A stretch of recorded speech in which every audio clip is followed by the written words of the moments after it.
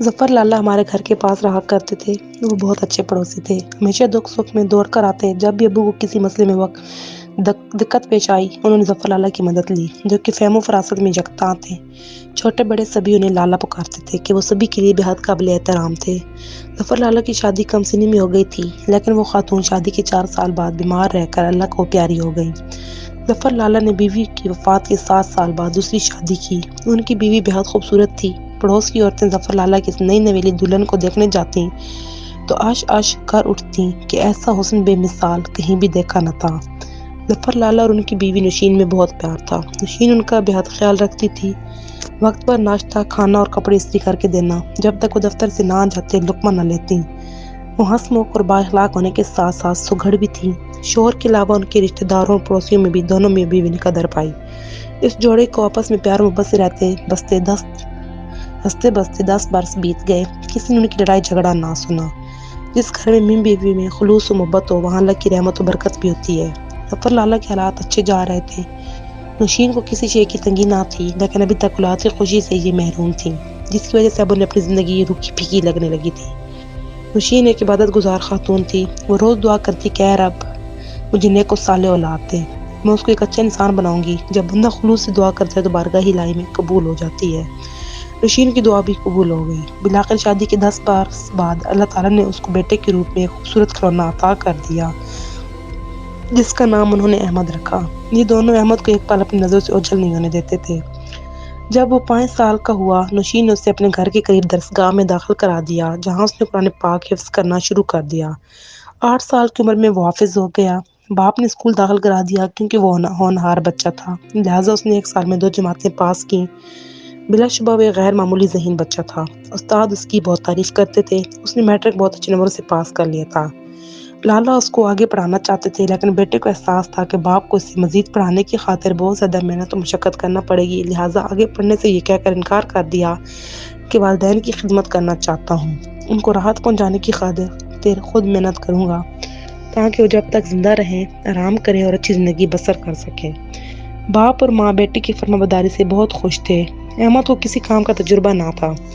اس نے میرے والد سے کہا، اگر آپ اجازت دیں تو میں تکے کباب بنانے کا کام کر لوں۔ باپ کچھ سوچ میں پڑ گیا، لیکن بیٹے نے کہہ کر قائل کر لیا کہ بابا جان، حلال کی روزی کی خاطر کوئی بھی کام برا نہیں ہوتا۔ میرے دوست کو اس کام کا تجربہ ہے، اس نے اپنے باپ سے کام سیکھا ہے۔ ہم دونوں مل کر ایک چھوٹی سی کباب شاپ سڑک کے کنارے کھول لیں گے۔ ہر باپ کی طرح لالا کی خواہش تھی کہ اس کا بیٹا ترقی کر کے کسی اعلیٰ مقام پر پہنچ جائے، لیکن بیٹے نے حالات دیکھتے ہوئے وہی راستہ چنا جو اس کی دسترس میں تھا۔ اعلیٰ تعلیم اور بزنس کے لیے سرمایہ چاہیے تھا۔ یہ دونوں چیزیں اس کی پہنچ سے دور تھیں۔ احمد نے فوری طور پر اپنے دوستوں اور اہلکار سے بات کی۔ دونوں نے برابر سرمایہ ملا کر ایک چھوٹی سی دکان خرید لی۔ یہ دکان لب سڑک تھی اور قریب ہی گرلز اور بوائز کالجز بھی تھے، جس کی وجہ سے شاپ خوب چل نکلی۔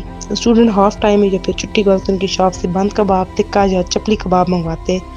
اس طرح چند دنوں میں ہی احمد اور وقار کو خوب آمدنی ہونے لگی۔ احمد اور وقار میں اول دن سے ایک سمجھوتا ہوا تھا کہ 8 بجے دکان کھولنا اور دوپہر تک دکان چلانا احمد کا کام ہوگا اور 2:30 بجے سے 9 بجے تک وقار شاپ کو سنبھالے گا۔ دونوں ہی اول دن سے اس معاہدے پر کاربند تھے۔ جو ہی ظہر کی اذان ہوتی، وقار دکان بند خان پر آ جاتا اور اس نے وقار کو بھی ہدایت کی ہوئی تھی کہ وقت کی پابندی رکھا کرے اور شاپ پر پہنچنے میں تاخیر نہ کیا کرے۔ وہ دوپہر 3 گھنٹے آرام کرتا اور پھر دوبارہ وقار کا ہاتھ بٹانے آ جاتا۔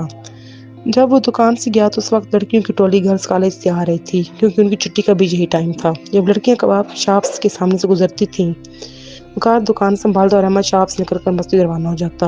لڑکیوں نے اس بات کو نوٹ کیا کہ جو ہی وہ کباب شاپ کے سامنے سے گزرتی ہیں، ایک خوبصورت نوجوان اپنی دکان سے نکل پڑتا ہے اور ان کے پیچھے چلنے لگتا ہے۔ ایک مقام پر آگے جا کر وہ تو اپنے گھر کی طرف مڑ جاتی تھی اور احمد مسجد کی طرف چلا جاتا تھا۔ لڑکیوں کو یہ غلط فہمی ہو گئی کہ یہ نوجوان احمد خان غالباً ان کے تعاقب کی خاطر دکان سے نکل آتا ہے، تبھی واپس میں اس کے بارے میں کانپ پوسی کرنے لگتی۔ ایک کہتی، یہ شخص ہمارا پیچھا کرتا ہے، سائرہ جواب دیتی، نہیں، ہمارا نہیں، صرف تمہارا، کیونکہ تم سب سے زیادہ خوبصورت ہو۔ اس طرح وہ تینوں دوسرے سے مذاق کرتی کہ یہ تمہارے کارن ہمارے پیچھے چلتا ہے۔ عروج کو سہیلیوں کا یہ مذاق گراں گزرتا تھا۔ بہرحال یوں ہی کافی عرصہ یہ سلسلہ چلتا رہا۔ اگلے روز سائرہ کو بخار ہو گیا تو عروج کو سہیلی کے بغیر اکیلے کالج جانا پڑا۔ اس دوران احمد کا وہی معمول رہا تو عروج نے یہ سمجھا کہ یہ نوجوان اس کی خاطر مقررہ وقت پر دکان سے آتا ہے اس کے پیچھے کچھ فاصلے پر رواں دواں ہو جاتا ہے۔ تبھی اس نے ایک روز رک کر احمد کو مخاطب کر لیا کہ جناب ذرا رکو اور میری بات سنو۔ احمد ایک اچھا اور شریف لڑکا تھا۔ لڑکی کے تخاطب پر اس کی نظریں جھک گئیں اور ماتھے پر پسینہ آ گیا۔